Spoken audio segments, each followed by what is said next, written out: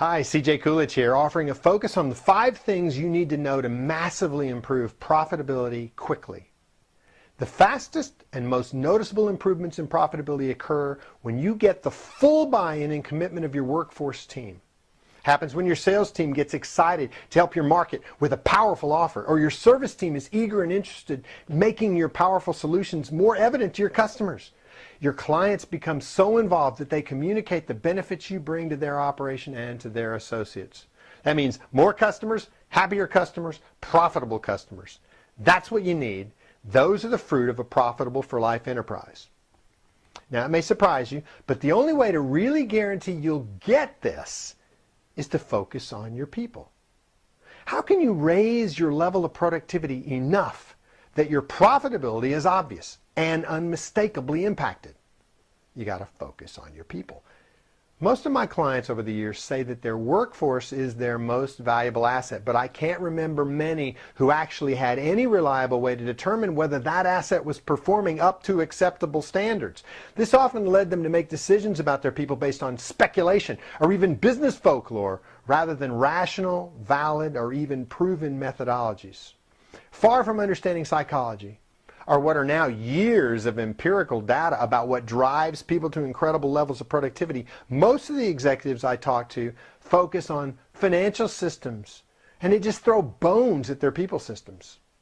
Instead, here are 5 things you need to know, 5 questions you need to start asking of your company and your managers. First one, do you know your industry? Do you know whether having great employees really make a difference in your industry? And part of finding that out is, do you have evidence that having the best employees is a critical success factor in your industry? Do you know whether the most profitable firms have high proportion of quality employees and the less successful firms have a low proportion of quality employees? Do you know? Have you identified the jobs or the functional areas where having great people is essential for your success? Do you know the return on investment in your people? Do you know whether it is higher than the return on investment on your capital or your plant, your equipment? Do the best firms in your industry have great people strategies? And do the mediocre ones have mediocre people strategies? Do you know? Does improving your people strategies impact your firm's competitive position? Do you know your industry? Second, do you know your people? Are the people you have the most productive in the industry? I mean, what is the productivity output per dollar of people costs spent for you? People costs include what? Salaries and benefits and training in the HR department, that kind of stuff. Can you identify the trend over several years and even project future years and compare it to your chief competitors? What is your people profit? Do you know that? The number of dollars your people cost you that you must spend in order to generate $1 of profit. What is the trend and how does it compare to your chief competitors? What is your revenue per employee? Do you know that? Is it higher than your competitors? Do you know your people? Third, do you know your metrics? Do you have the right number of people in your organization? Do you have a system for ensuring that you're not overstaffed?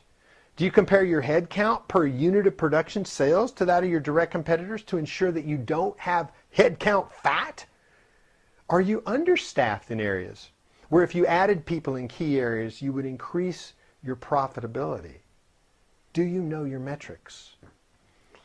Also, number 4, do you know your productivity results?